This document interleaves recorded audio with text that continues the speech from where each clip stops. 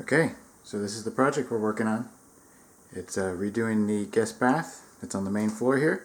We started pulling up the flooring, which looked like the tile. We pulled up the vanity, took the mirrors off, took this big shelving unit we had out, and we're going to take out the toilet here in a little bit. The rest of this floor is going to come out, and we're going to have to patch some holes in the wall, get all this painted up, finish everything out, and see where we go from there. But this is one of the bathrooms that we're going to be doing. We're going to be doing the master bath pretty soon as well. So I'm going to kind of document this project as we go along. But I just want to kind of give an update on what one of our fall projects, winter projects is.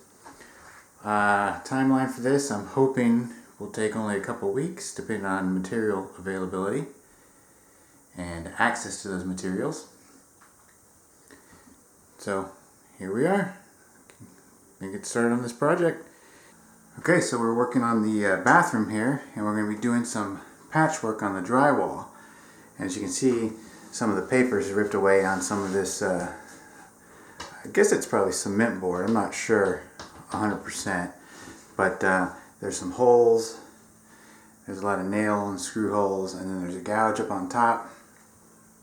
And so we're going to briefly talk about the materials to use for this. So what I'm going to do is I'm going to use a spackling on the small stuff. And on this larger stuff, I'm going to use a joint compound or mud.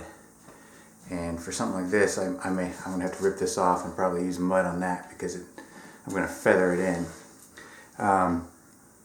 The reason you need to use the spackling on the smaller stuff is, one, it dries a lot faster. It dries in about 30 minutes, and it's easy to sand and all that stuff.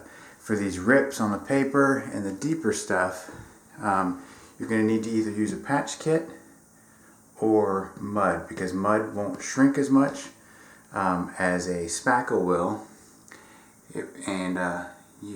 For that one up there, I'm probably going to have to use tape. But let me show you real quick.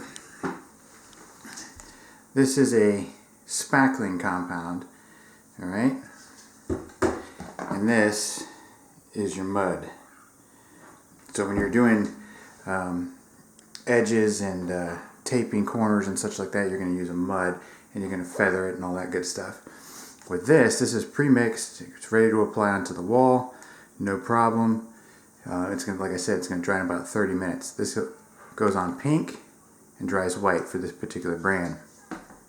So again, for the small holes, we're going to use a spackling. That'll fill right in, easy to sand down. The joint compound will take approximately 24 hours to dry, and then you can sand it and apply multiple layers. So that is something you need to use in your deeper holes, just because of the type of material that it is.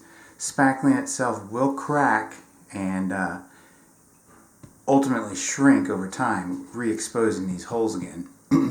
So something like this, you want to use a tape, and it's kind of a webbed tape. I'm sure you know what it is, but it's webbed. Some of them have a tacky back so they stick, and then you apply, this particular one you would apply mud, lay this over it, apply more mud on top, and spread it out as thin as possible, just as a skim coat. And then you'll come back over and do your finishing touches on the next coat. So we're going to go ahead and get started on this, and we'll see how it turns out. Stay tuned.